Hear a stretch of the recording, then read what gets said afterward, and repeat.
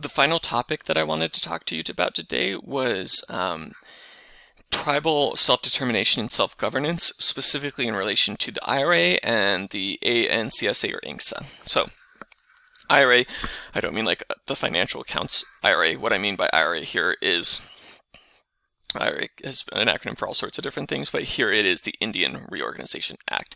And INCSA is the Alaska Native Claims Settlement Act.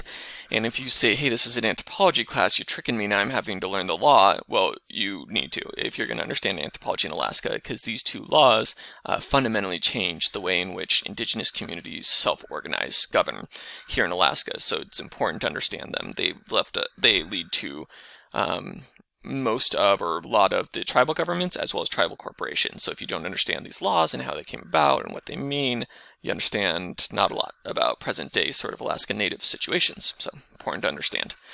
So before Russian arrival, before American arrival, these lands had pre-existing sovereign peoples, obviously.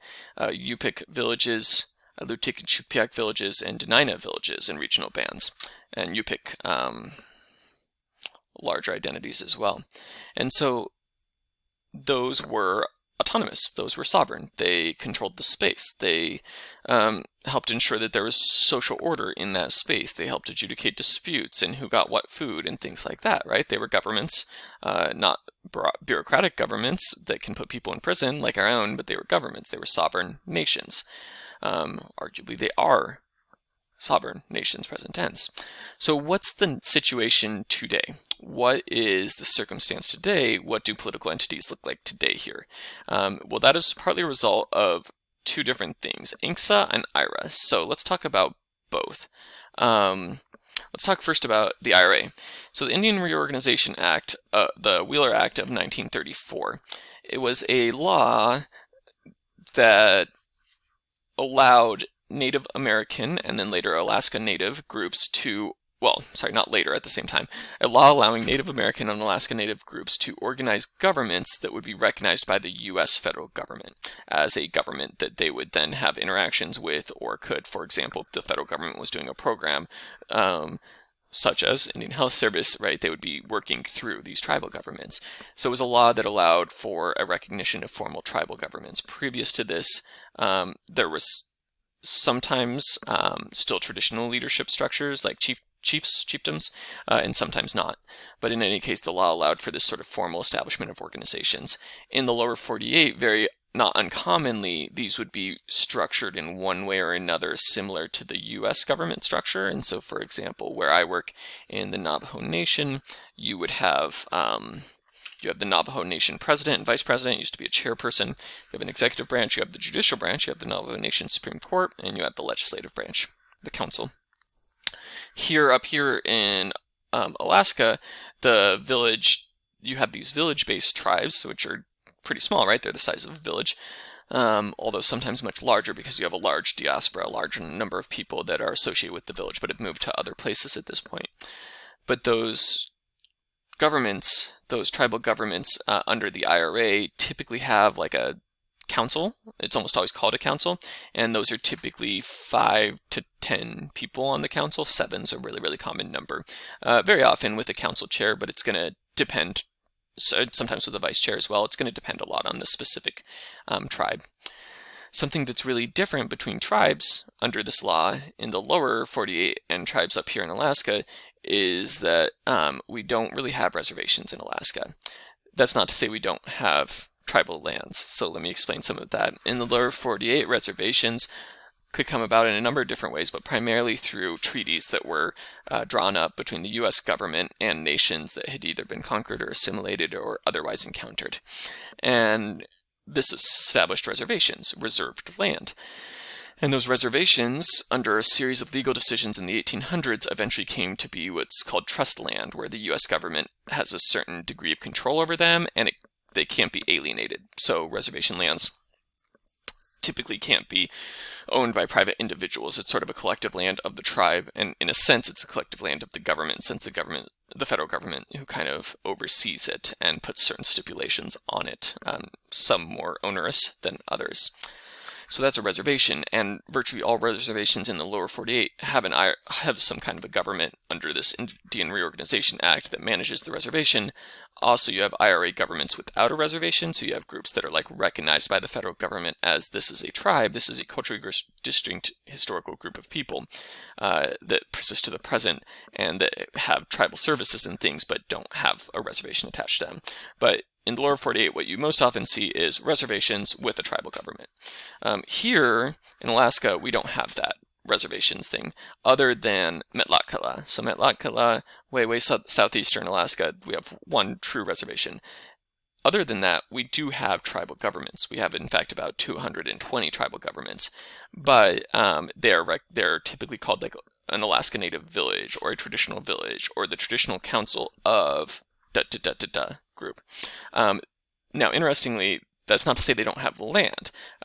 Almost always tribes have land. They have land that they own. So, for example, I can drive up to Kenai right now, 15 minutes from my house, and find the Tribal Education Center that was just set up by Kenaitze and is currently being filled by Sovereign Nation of the Kenaitze and is currently being finished. And so tribes certainly have land.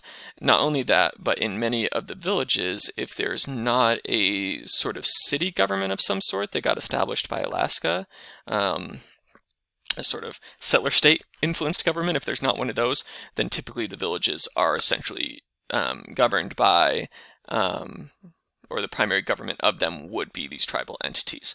So they both have land in the sense that the tribal government owns land, and then also in the sense that they provide services for and a certain amount of governance for other private landowners in those villages, right? So those villages then are essentially a tribal land in that regard. We have 229 tribes in Alaska. Again, very often they would be called the village of such and such or the traditional council of such and such group. They often have a tribal council, as I mentioned before.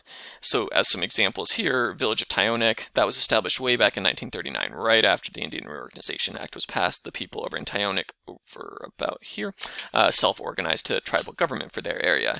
Eklutna, native village of Eklutna, gets formed in 1961 on what was previously, although no longer referred to as the Eklutna Reservation, but yeah, the native village of Eklutna, and that's right near Anchorage, and actually it's part of Anchorage now. It's sort of been absorbed by Anchorage, although it's still its own village area as well, and corporation.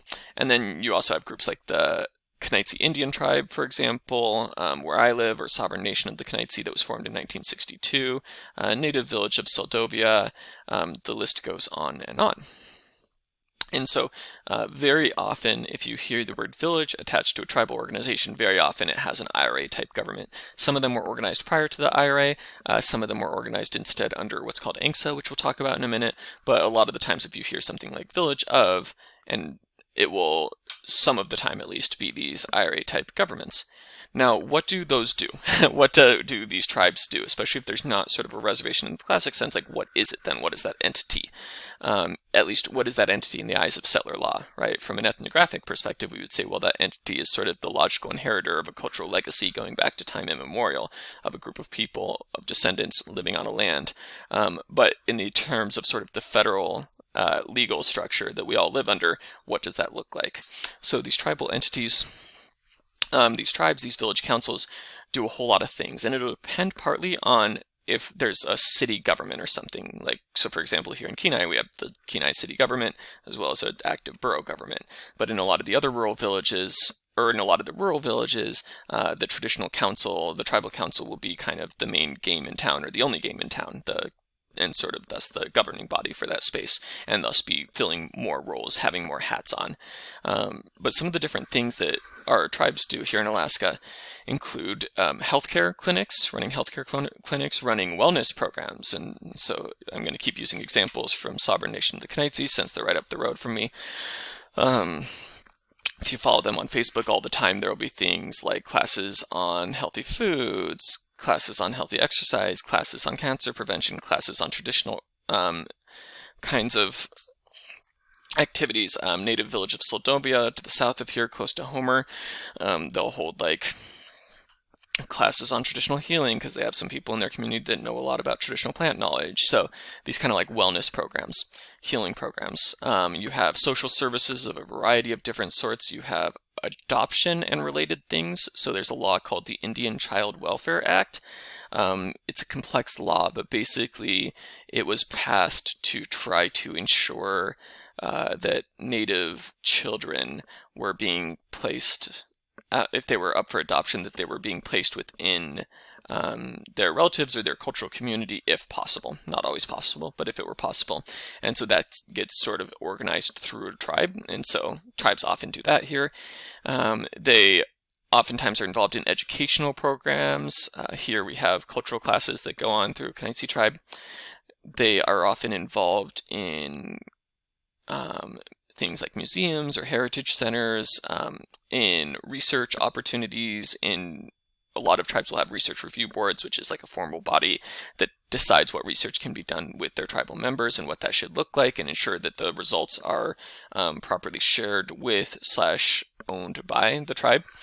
You have the tribes often are involved with NAGPRA and CRM issues, and so NAGPRA, Native American Grave Protection Repatriation Act, among other things, has to do with when there are ancestral remains, when there are ancestral people being held in facilities like museums, making sure those are properly repatriated to tribes if tribes desire that.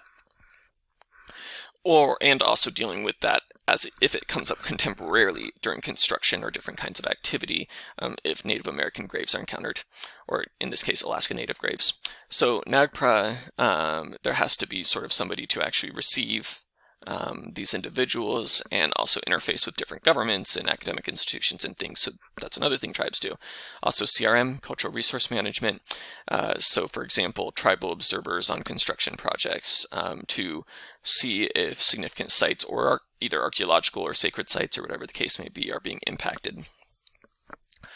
Or working with archaeologists, or a lot of times many of the tribes will have their own THPO, Tribal Historic Preservation Officer, which does work to make sure that either does the work themselves or contracts out the work to make sure that cultural sites are being properly protected, and if the government has questions about that or needs to consult with them, that they have a point person for that. Which that may very well be some people in this class's career at some point if you're getting an anthropology degree as a THPO, or a Tribal Historic Preservation Officer. And again, involved in cultural heritage programs, in language classes and programs. Up here in Kanaitsi, they have the Dena'ina Language Institute. Tribal courts, which are interesting in a lot of ways. So tribal courts tend to be more rehabilitation focused than incarceration focused than a lot of other court systems, but they're tribal courts that work with tribal members, especially for certain kinds of crimes, and they also have redirection kind of programs to, instead of sort of slapping a big criminal fine on somebody and incarcerating them, instead working on sort of cultural methods of healing for, let's say, like some kind of like petty or small scale charge, right? Working with let's say it's a young person or something, like working with them to try to get things sort of where they're feeling supported and in touch with their own culture and their own self and kind of in a better direction. And there's an accountability system for that and stuff like that. Then there's elder services like the Elder Center over in Tyonek. So examples that we could keep pointing out. So I kind of felt like as I was writing this, I kept thinking of this guy, but wait, there's more, right? If you've ever seen that, there's just so many different things that tribal organizations do.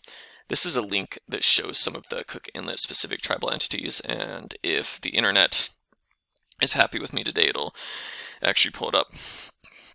Come on, internet.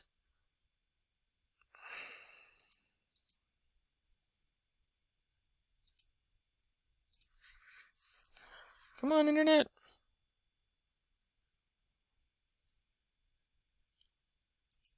Come on.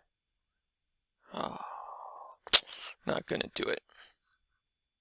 Well, my fancy Google Earth map didn't work, but this is a map from, I think, Siri's website, and this shows some of the different village communities and tribal entities that we have here in Cook Inlet region that you can see here, Clutna, and other sites just mapped as well, like Anchorage, right? So that aren't necessarily a tribal entity. So lame that my map didn't work. But yeah, we have Village Council of Ninilchik, we have Kenaitze Indian Tribe, we have Salamantoff, we have Native Village of Tyonek, Native Village of Nick, Native Village of Eklutna, many different communities here in Cook Inlet. We also have something called ANCSA, and one or two of the groups that I just mentioned are actually ANCSA affiliated. So let me explain what ANCSA is, if you're not already familiar with it. And if you've taken my Anth 200 class, you're going to say, I already learned this to tears, but you're going to learn it again because you need to learn it because it's incredibly important. So during the Russian period, interior Alaska remained mostly unoccupied, and even some parts of coastal Alaska remained unoccupied. And I mean, even like these dots on a map kind of overstate it because just because there was a trading post there, it may have been a relatively small Russian presence. There may have just been a few traders with most of the land still unoccupied by any sort of Russian presence. So when the U.S. purchases Alaska, they do that legally in the eyes of sort of colonial international law, but on a practical level, most of the actual native lands were never actually ceded by the tribes. And indeed, I think in the Act of Cession, the Purchase Act, those were kind of recognized that there was still a bunch of lands that were native lands, not Russian lands.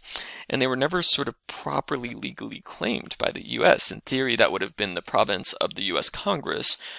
Nation-to-nation relationships, federal to tribal relationships, are through the U.S. Congress. They are not through the states. And so in theory, the nation-to-nation relationship would have been initiated or treaties done through the U.S. government. However, one thing is that in 1871, just a few years later, treaties stopped. The Congress formally stopped doing treaties. And so there was essentially no treaties done for a lot of this. And so it looks very different than the way it looks in the lower 48. There weren't these sort of reservations, as I said before. But from 1871 to 1971, most of those lands anyways were not being used by settlers, right? There was places like Anchorage, there was places like Fairbanks, but a lot of these villages were still native lands, still being used by Alaska Native people, and they remained Alaska Native. And in theory, unless Congress directed otherwise, although Congress did sometimes direct otherwise, for the most part, you still had tons of portions of land that Congress never said one way or the other. You had portions where they did, like the Tongass National Forest down here, which became controversial and part of why we have the Central Council of the Tlingit and Haida, because they were resisting that. But a lot of these lands Congress never said one way or the other. And so as a result of that, when statehood happens in 1959, you then have a situation where there's still a bunch of lands that are arguably still Alaska Native lands, sovereign lands, from the 30s to the 60s, and then especially in the 1960s, once statehood happens, there are a variety of Alaska Native groups that lay claim to certain of these lands and say these are sovereign lands. These were never claimed by settler people. These were not really occupied by settler people. Certainly, it was never formally adjudicated by Congress. These are Alaska Native sovereign lands. And they took this to the Court of Claims, which we don't have that anymore in the U.S., but it used to be something where you could take land claims to. That's since been absorbed by other bodies. And then there was the Indian Land Claim Commission, and that was another kind of inheritor of that, and some of these land claims went to them. And so, as you can see from this map, a whole lot of different chunks of Alaska were basically asserted as like, hey, that's still Alaska Native land, and claims put in by different groups. In 1966, you had a group called the Alaska Federation of Natives form, and they became very powerful as an advocacy group of several Alaska Native leaders from around the state, claiming large portions of the unceded lands and taking that to court and saying these are unceded lands. And this is all partly the result of kind of a state of contradictions, and I use that pun intentionally because it's like the state of Alaska anyways. The Act of Admission, when the state became a state and not just a territory, was sort of contradictory in the sense that it said, hey, Alaska, you're a state, and sort of gave de facto permission to start claiming up lands as state lands, and yet at the same time told Alaska, do not take native lands because that was kind of already in case law from that the U.S. Congress was supposed to handle those lands, so it was a contradictory situation. So anyway, states started claiming lands, native groups did counterclaims or claims to preempt, and this had not been decided in many of these cases one way or the other. And then in 1968, the North Slope oil discovery happened, and as you can imagine, that turned up the pressure to resolve these land claims considerably because of the desire at the state level to build the Trans-Alaska Pipeline. And so, But the U.S. government, the federal government, recognized that these lands were very much still up in dispute and still very much in court, so to speak. So from 1966 to 1971, then there was effectively a land freeze, basically, where huge chunks of Alaska were basically, this is potentially Alaska Native land in the eyes of the federal government, so we are not allowing anybody to do any major developments with it until we make a decision.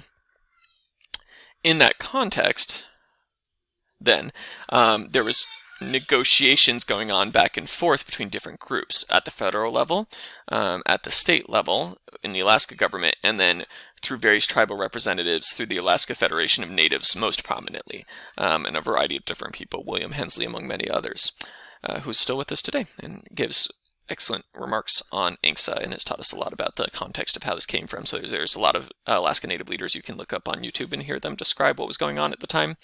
But basically, there were some pretty complex negotiations going on between these three groups, and this eventually led to what's called the Alaska Native Claims Settlement Act of 1971. ANCSA resolved the land claims.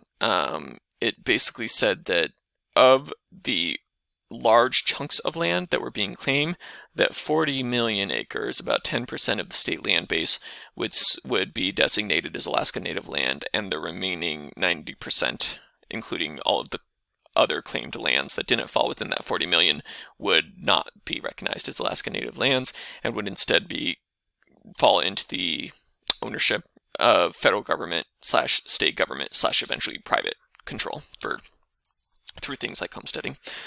So all the other native land claims were extinguished. So this allowed for, or is the reason that we have many of our wildlife refuges, I should have said refuges rather than reserves, forests, etc. A lot of those federal lands, some of those federal lands exist on lands that were under native claim and that could have gone the other way. A lot of the private land ownership by non-native people are on lands that, not all, but some were under dispute during this time. And same thing with a lot of our state lands, right? So Alaska, as we think of it today, whatever your particular feelings on it, the way land ownership looks in Alaska today would not have, is partly a result of ANCSA, right? Is partly a result of the way that the land was split, essentially 90-10. For Alaska Native people. There was also a compensation for the lost land of $1 billion paid out over a decade. So that was a mix of direct settlement monies, thus Alaska Native Claim Settlement Act, and partly a result of royalties on oil revenue produced by these newly accessible North Slope lands, because the pipeline could now be built. It allowed for the pipeline to be built. It allowed for the oil economy that became one of the main drivers of Alaska's economy during the 70s and much of the migration, and continues to be a pretty significant force. So that's a lot of huge things, right? Now, one of the things that did, or one of the implications of that, though, is who actually receives the lands, right? So it's one thing to say, oh, these go to Alaska Native people, but who, right? Like, which Alaska Native people get to say what those lands become and what we do with them. Again, everybody was decided that they did, or people on different sides all kind of wanted to try something different than a reservation model, which they felt had been unsuccessful in many cases in the lower 48 for people. And so instead, what was developed was the Alaska Native Corporations. So we have 13 big regional corporations here in Cook Inlet. For the most part, we're in the territory or the land base of Cook Inlet Regional Incorporated, or CIRI. There's also a little bit of what we think of as, or just outside of us, right on our edges, is BBNA, or is Bristol Bay, and then, not BBNA, Bristol Bay, and then also we have Chugachmewt, among others. So, 12 regional corporations: Doyon, Cook Inlet, Atna, Chugach, Bristol Bay, Koniag, Silaska, and then you also have an out-of-state one that handles people that were Alaska Native people alive at the time, who were out of state. I said alive at the time, so there's a complex thing here where basically, the corporations became these entities to manage the lands that were now Alaska Native lands. They managed them not as reservations, though, but as fee simple lands. What that basically means is that they owned them outright. It's not like a reservation where the federal government has a lot of control over it as trust land, but instead it is truly as if that well, not as if, it is the corporation, like private ownership, essentially.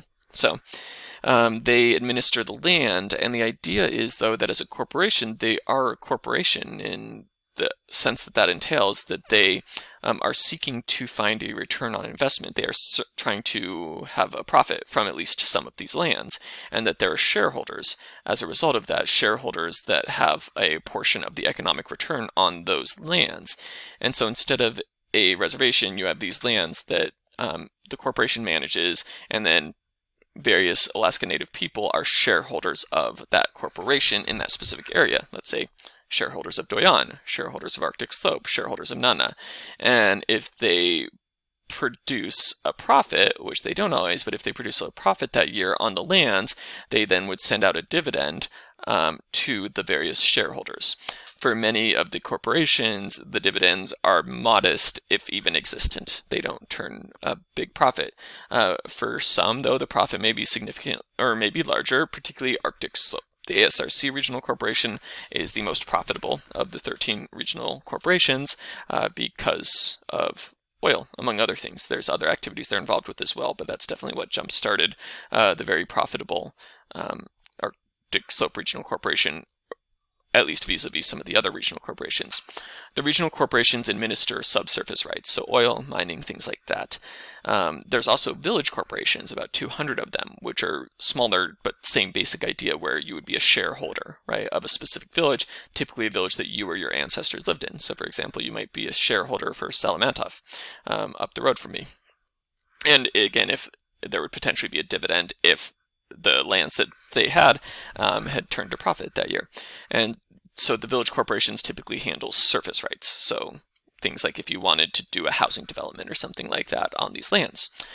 By virtue of being a corporation, sort of the way the law is written, the way that corporation law is written to begin with, there's sort of a sense that you're supposed to turn a profit for the shareholders. So a lot of times regional corporations may leave some of their lands entirely undeveloped, especially things like culturally significant areas, but other lands they'd be potentially doing activities like logging, mining, tourism, real estate development, oil, all sorts of different things. So in that way, a lot like any other corporation, but with huge differences, one of which is the shareholders being all from sort of the same or similar cultural backgrounds, and the second, and related, that the idea is not just to turn a profit for the community, but also to provide for the community, not just economically to help provide, but also socially and culturally, that they have a social and cultural mission written into who they are as corporations, to provide for the cultural well-being of those communities. And so this is one of many reasons why a lot of the regional corporations are involved in things like language work. So, for example, Haida language classes, as well as Tlingit education classes and things like that, being funded by Silaska. And so you have like cultural programs, and you have health programs and different things, because it's in a sense the corporations are designed to look out for the overall sort of holistic well-being of their shareholders. And rooted in very specific cultural traditions, rooted in those histories, those peoples. So having both a lot of traces of sort of a Western corporation model, but also Alaska Native models of sociality kind of blended together in a really interesting, complex way. Now you might ask, well, why would there be a corporation that seems very different than the sort of the sovereign governance structures before kinship, Geshka, run villages, things like that? Like, this looks way different. Why would you agree to that? There's one of the rationale for corporations was that it would allow for Alaska Native communities to generate some additional income in rural areas that did not have very much educational opportunities, that by owning those lands and being able to develop them, and again, not having them in trust, but actually owning them and being able to do development with them and then distribute that out amongst each other, that would allow for it to be more sustainable for people to stay in the villages. At the time, about 90% of rural Alaskans were Alaska Native. The villages were overwhelmingly Alaska Native people. But those villages were around 90% unemployment, very, very few job opportunities at the time. for a lot of different reasons, but isolation from the road system and different things was definitely a huge factor. And 25% of the Alaska Native workforce at the time would be migrating out to places like Anchorage or Seattle temporarily and then sending money back home or returning part of the year, things like that. It was not a very sustainable model by any stretch.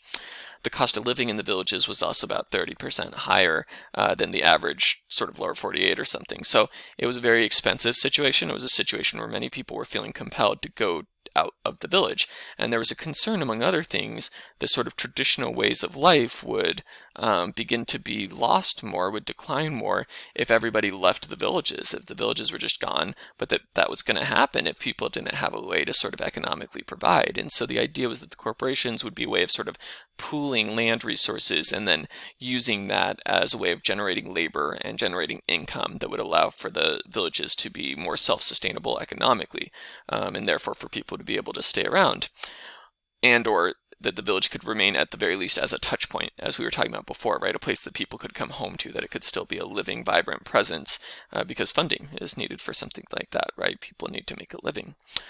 And so that was part of the idea there. Some people now see it as like, oh, well, this was a way of just sort of integrating Alaska Native people into sort of corporate America, sort of Western business models. Other people see it as, oh, this is a way to allow Alaska Native people, in some sense, to remain traditional by allowing village life to continue, by giving it a more solid and secure form of labor, right? At a time when so many lands had been lost, so much colonialism had happened that it was not possible for many villages, for a lot of areas, it would not have been possible to fully live a subsistence lifestyle. Not a lot of communities were partially doing so, but a lot of communities were increasingly finding that they could not get all of their food from subsistence, that they could not get all of their needs met from subsistence for a lot of different reasons, including land loss. And so it would allow for people to have more of a stable income and things like that for survival and well-being.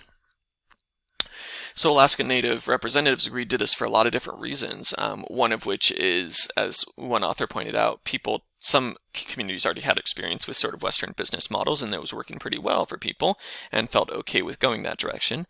But a bigger kind of context for this was a rapidly growing settler population, especially post-oil discovery. And what I'm calling there an ambiguous legal context, where there's some sort of slightly contradictory things in the different laws, and then there was a fear of courts that would side in favor of the state of Alaska rather than Alaska Native groups, right? There was a real potential of the land claims just not being acknowledged at all by the Court of Claims. And so in this context, a lot of leaders felt that a compromise was going to happen one way or the other, right? That you couldn't just let everything play out in court, that wasn't going to work, and that instead you needed to find a settlement, and this was the settlement that was arrived at, and the best possible settlement in the eyes of many of the leaders. So this leads to these so now we have IRA tribes that we were talking about a minute ago, village tribes, as well as non-village tribes. And then you also have the Alaska Native corporations, a lot of which are village corporations. So that's a little bit confusing. You have both these village tribal councils and these village corporations. A little bit confusing.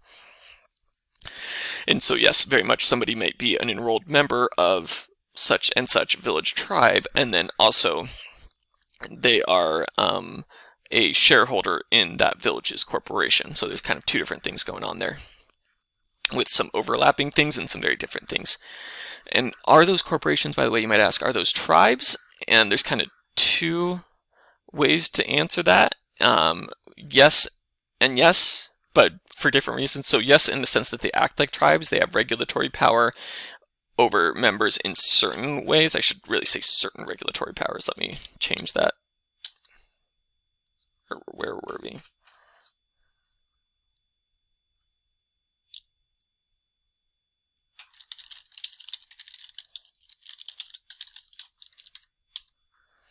They have certain forms of sort of services that they do, or authorities that they can exercise in behalf of the community, such as working on ICWA cases.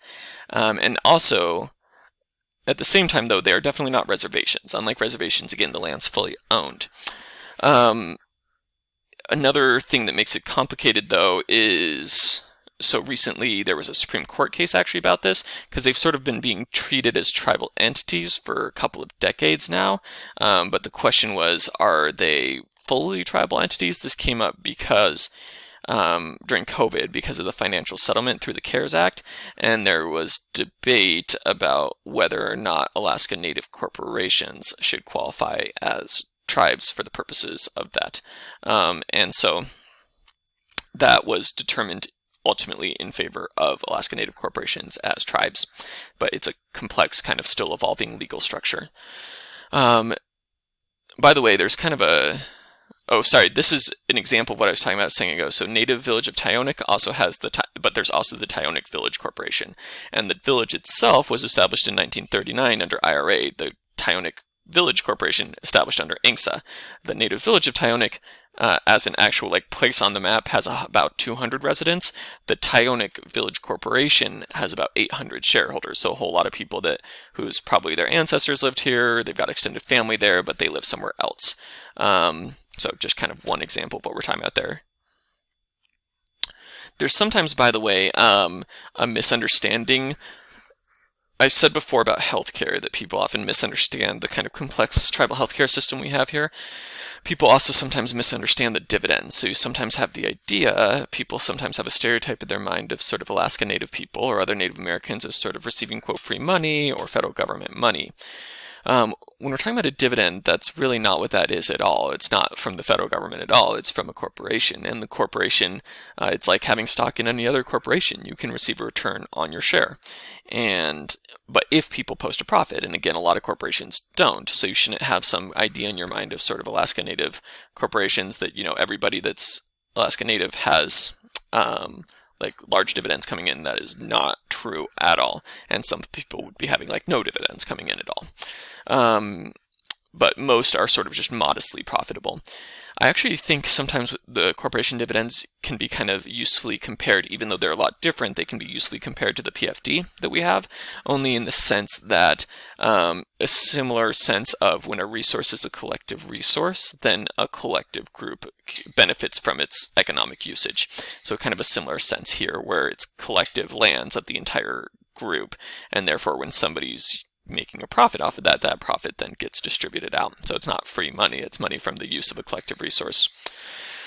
By the way, there's some additional complexities because there's the 1971 rule, as I'm calling it. Basically, shareholders were the people that were alive in December of 1971 when the law was passed. And obviously a lot of Alaska Native people have been born since that time. Some Alaska Native corporations have amended their rules so that you can pass your shares on to your kids, or that otherwise people born post-1971 can be included. Others have not. There's other corporations where their shareholders are aging rapidly because they don't allow post-1971, but a lot of them have amended rules. There's also sometimes a sort of stereotype in regards to tribal governments or Alaska Native corporations of sort of free college. That is generally not the case at all. Some of the corporation groups and tribal groups do have scholarships, some do, but typically those scholarships would be merit-based, just open to specific members of that community, right? Merit-based meaning you would have to have a high GPA and things like that. It's not just sort of for funsies, and typically it would not be covering all of your college either, just, let's say it covers books, or let's say it covers a portion of tuition.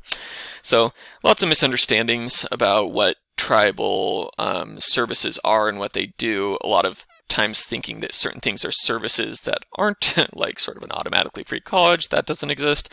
And then conversely, people not recognizing all the many important things that the tribes as well as the tribal corporations do, such as, for example, things like tribal courts, such as cultural programs, stuff like that. So that's a little bit about that. I now wanted to kind of just share a couple of conclusions to wrap this lecture up. As residents of Tikotnu, of Cook Inlet, we live in a really, really diverse space. I hope you've seen that from the lecture. We have people that have been here, their ancestors, since time immemorial. We have people here who just got here yesterday. And we have also people who have deep histories, not back to time immemorial, but going back, let's say, 200 years, such as many of the Filipino-American families here in Alaska. We have a variety of forms of governments and social connection. We have things like our city governments, like Anchorage, our borough local governments. We also have the native villages / tribes, as well as the non-village tribes, as well as the Alaska Native corporations, both village and regional. There's a lot going on there. Be aware of this complexity, be aware of this history, be aware of the many different communities and sub-communities that we have within our kind of mega community of of Cook Inlet. Be aware of these different groups. It's essential to being a successful member of society here, knowing the landscape around you politically, legally, culturally, so you can know who you're doing business with, what the business is. More importantly, though, than business, just so you can be a respectful human being. You got to know the people around you to properly respect them. You got to know properly respect the people around us so that we can have a good, healthy, thriving community. At the same time, an important reminder, people are more than their people. And what I mean by that is no individual is reducible to a single identity, right? Knowing where somebody's a shareholder of, knowing where somebody's an enrolled member of, knowing that somebody is Hmong American or that some of their ancestors are Hmong, none of those things mean you know all about them, right? There's a lot more to somebody than where their ancestor comes from or what government they're enrolled with. People are complex, and nowadays more and more people are many different identities rather than a single identity. So don't assume you know everything about a community, about a person, just because you know their community. Nonetheless, knowing their community is really, really helpful in coming to better understand and respect the people around us, and I hope that lecture has helped you do that. Thank you so much.